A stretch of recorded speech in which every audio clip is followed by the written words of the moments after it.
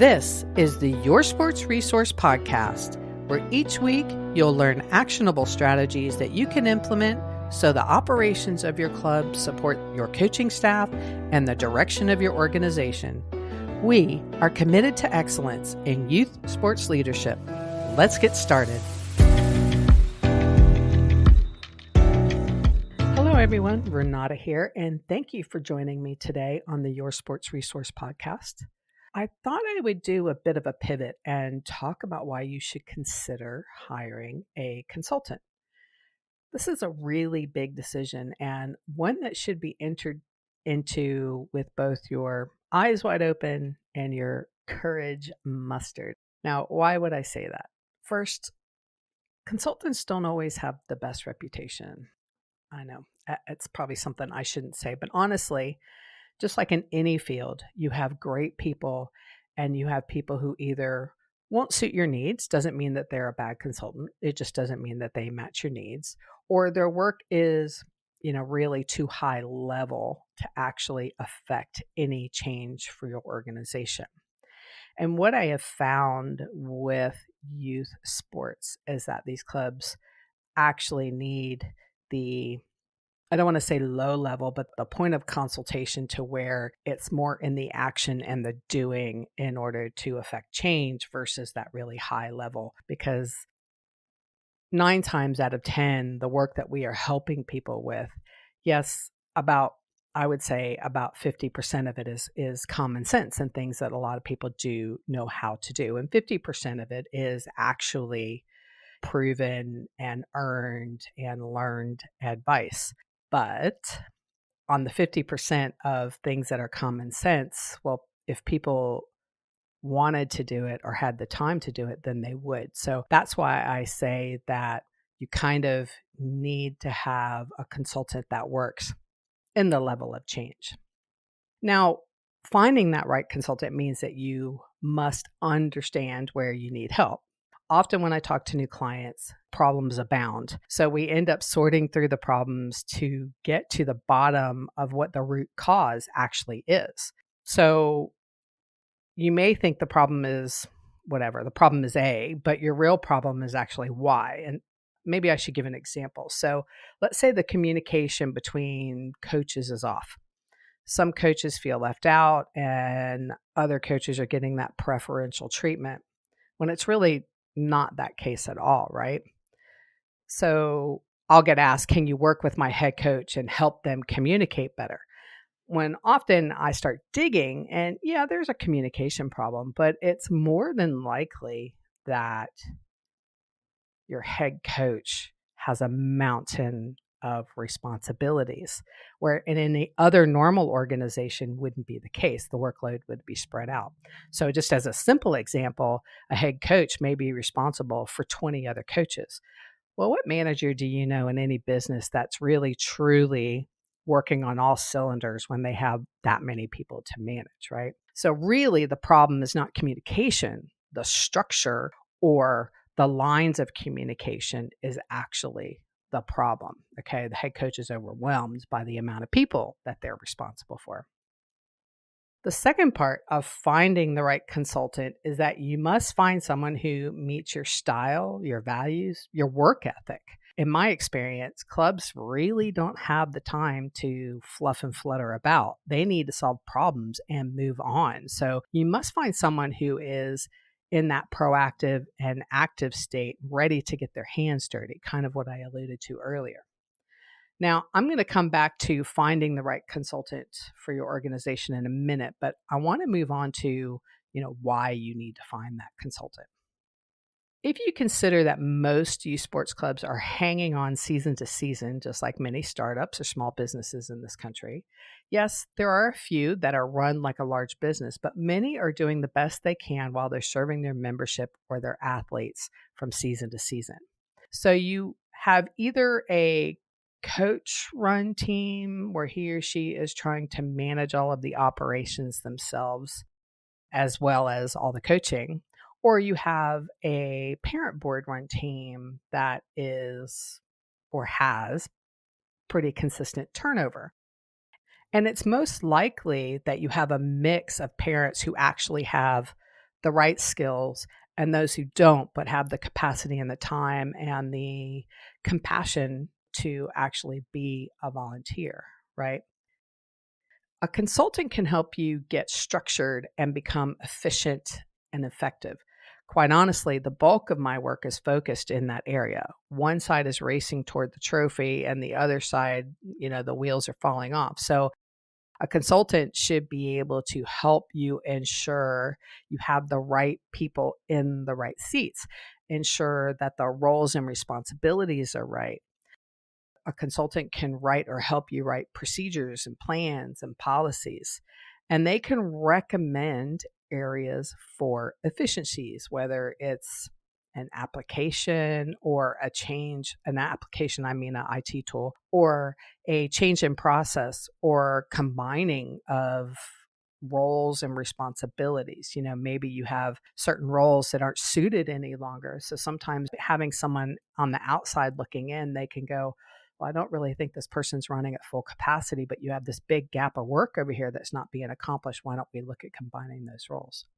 And a good consultant will walk with you while you're trying to implement this change, meaning they will help you devise your communications so there is buy in, and they will be by your side, supporting you and helping you to correct the pitfalls as they arise. A consultant can also help you navigate difficult conversations and help when you have groups or subgroups who are struggling to work with one another. We can call out, or maybe I can call out the BS and put the ugly on the table, right? And I can do that because I'm not emotionally involved in trying to protect a personal interest. We can also see things that most of you can't because you're too close to the situation, right? It's human nature to get hyper focused on one thing when the problem is really a different situation, like the example I gave earlier. Also, the more clients we work with, the more success stories we can share. That means not that I'm going to be tooting my own horn or the consultant's going to be tooting their own horn. That means in a lot of areas, I've got expertise and knowledge to share. So we're not reinventing the wheel. We know it works and we just need to adjust it a bit so it is fit for purpose for your organization. So you gain the benefits not only from the consultant's knowledge, but also their experience. If you or your leadership team or your board struggle with accountability, a consultant also can help you stay on track, follow the plan, and not fall back into old habits that you already know don't work, but it just seems easier to fall back, right? A good consultant will really ensure that they hold you accountable instead of telling you what to do and just kind of walking away. My clients have unlimited access to me for a full year after we work together. And I actually have a couple clients that it's past a year just because I want to see them be successful. But I will only chase so much. So I will check in and I'll check in. This is that accountability thing, right? And, I'll write you. And you know what? If you write me or call me, I'm there. But if I'm constantly checking in and chasing you and there's silence on the other end, your end, then you will usually get an email from me that says, okay, I get the message loud and clear. I'm here if you need me.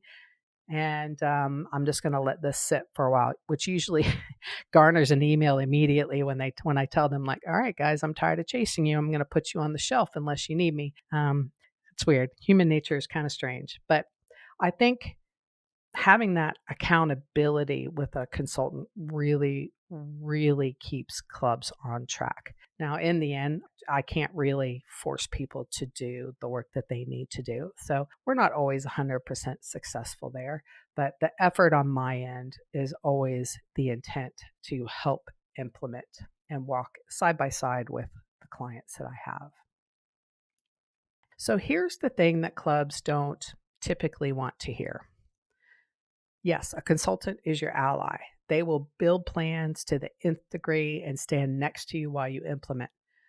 But you must be the ones who implement. And this is where, when I said earlier, you have to muster courage. This is where the courage comes into play. We can't do the work for you.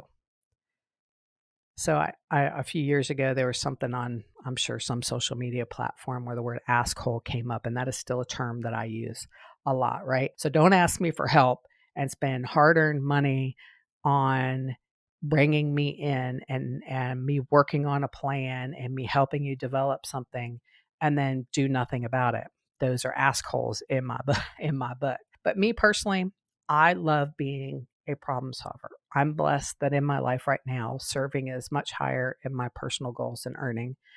And believe me, it's reflective in my earnings. Probably shouldn't be broadcasting that message. But my point is that even as much as I'm a partner with my clients and I walk with them day to day and they have full access to me as much as they need me, I cannot do the work for them. Not all of it. There's a lot I can do. There's a lot of planning and writing and things that I can do. But ultimately, the implementation must come from the club. So the first step is recognizing that you need help, but the real work starts after we've had our sessions and we've built the best plan that we can visualize and contextualize today. And honestly, if you're not committed to it, that plan is just words on paper, right? It's all exciting and new, but the rubber really meets the road when you are committed and follow through no matter how tough it gets. And that's where it is. It gets tough, right?